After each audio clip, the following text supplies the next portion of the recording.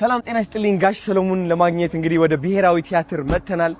አሁን ሰው ግን አለ በጣም ብዙ። ናፒ የት ናቸው? የት ነው ያያቸው? ጋሽ ሰሎሞን ሰላም ያሉ ነው። ሲያምሩ ደግሞ ግርማ ሞገሳቸው ማርያምን ጸራራ ያቸው በእናትህ ጋሽ ሰሎሞን እንደምን አሉ?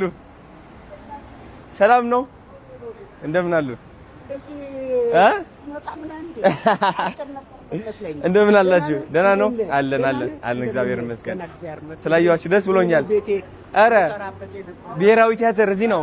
ኧረ 45 ዓመት ሰርቻለሁ። ዋው 1969 ነው የሰራሁት። እሺ እንግዲህ 1969 አሰውና ያንተ እናት አባትም የተጣበሱ አይመስለኝም። እንጃ እኔ አላውቅም። ረጅም ነው የኔ አባት። በጣም ነው የምታምሩት። አመሰግናለሁ። እስኪ ታስገቡኛላችሁ ስራችሁ ወይስ ይቻላል? እኔዋ እሺ ደስ ይለናል። ስላገኘኋችሁ በጣም ደስ ብሎኛል። ደስ ብሎኛል። አዎ እሺ እዚህ ነው። ዋው በጣም ነው ደስ የሚለው ይሄ። ዋው በጣም ነው ደስ የሚለው ይሄ። አሁን 70ኛ ዓመቱ ላይ ነው የደረስከው። ተመሰረተ 70ኛ ዓመቱ ላይ ነው። ዛሬ ነው? ዛሬ አይደለም ያለፈው ሳምንት ነው። እዚህ መጎብኘትም ይቻላል። ዋው መግባት እንችላለን? አዎ አይሄሉም እንደ ሄዱ እንደ ከርሶ በኋላ እሺ ዋው እንግዲህ እነዚህ ድሮ ጥላሁን ገሰሰ ቅርብ የሞቱት ደግሞ መራይ ስጣውት በዓለም ደረጃ ጎልድ ሜርኩሪ የተሸለሙ ናቸው። በሙዚቃ የመጀመሪያ በአፍሪካም በዓለምም የመጀመሪያው ጎልድ ሜርኩሪ። ካሳተ ከተማ መኮንን አብሬ ሰርቻለሁ። ባህታ ገብረሕይወትን ታውቀዋለህ? ሰምቻለሁ። እዚህ ራስ ሆቴል ነበር የሚሰራው። ግርማ ነጋሻው በጣም አርጅቷል። ሲያማምሩ ደግሞ በቃ የድሮዎች እንደዚህ ነው።